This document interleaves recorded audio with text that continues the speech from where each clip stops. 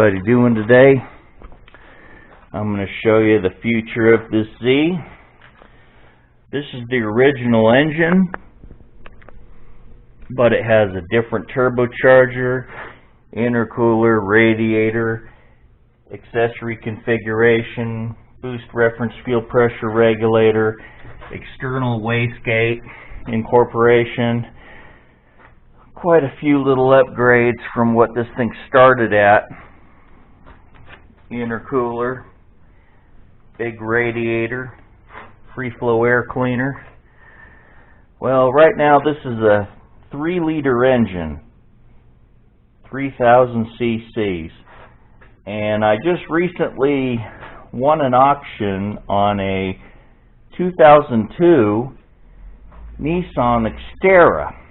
Now, a lot of people don't know that the Nissan Xtera has an engine which is in the same family as the Nissan 300ZX VG30. It's called the VG33. The VG33 was installed in some Pathfinders, Xteras, and other Nissan trucks. Well, this one happens to be the VG33. And a VG33 is exactly how it sounds. 3.3 liters. It's the same exact engine, and it's got a different displacement. So it's 0.3 liters larger, or 300 cc's larger, which doesn't sound like a lot, but it's a natural aspirated engine, which starts with more compression, which means less turbo lag. So pretty much all I have to do to this is remove the pistons, take the piston rings, and open the piston ring gap to 30 thousandths.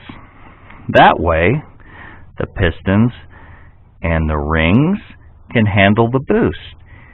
Because normally, if you have an NA ring gap for your piston rings, your ring will expand to the point where it will chunk your piston, because the ring has nowhere to go but break that piston ring lip on the piston, and it'll bust it and chunk your piston.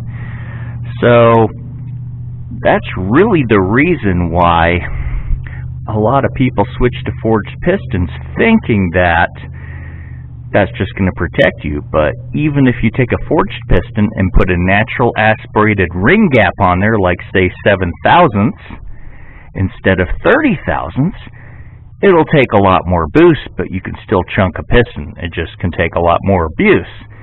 But if you take a factory piston, even if it has lots of miles, check the ring gap. If the ring gap is close to 30 thousandths, you won't have to pull your pistons and increase the ring gap. But if your pistons still have 7 or 8 thousandths of ring gap, that's natural aspiration ring gap, then you'll need to pull your pistons, increase the ring gap from 7 thousandths to 30 thousandths. And that expanded ring gap will ensure your nice high compression natural aspiration VG33 will go right in that VG30 with all the turbo goodies in my 1986 300ZX Turbo. And having that extra displacement and compression, that will make a huge difference, because every bit of compression that the engine starts at, is just that much more compression when boost is applied.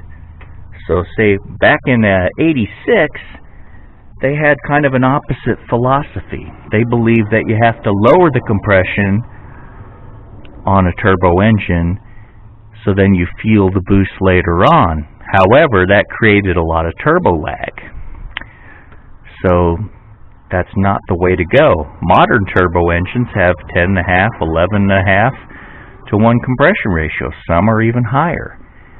And then when boost is applied to an already high compression engine, it's going to pull really good, very little to almost no turbo lag, and your turbo's response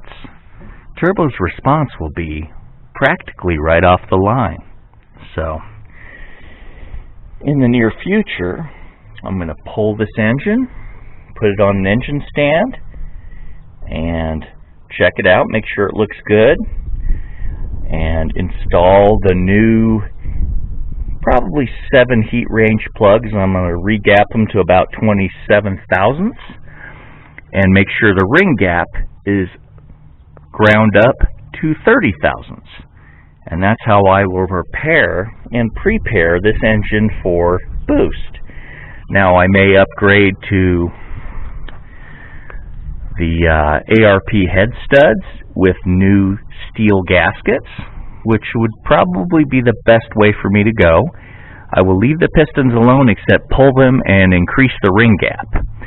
I will bolt on all the turbo goodies, and I expect just by changing the engine over from VG30 to VG33 should net me about 150 to 200 horsepower over what I have right now with my VG30, my 3.0 liter V6. Since the VG30 and the VG33 are in the same family, I can bolt on the exhaust manifold, the intake manifold, all the goodies from the VG30 turbo, bolt them right on the VG33.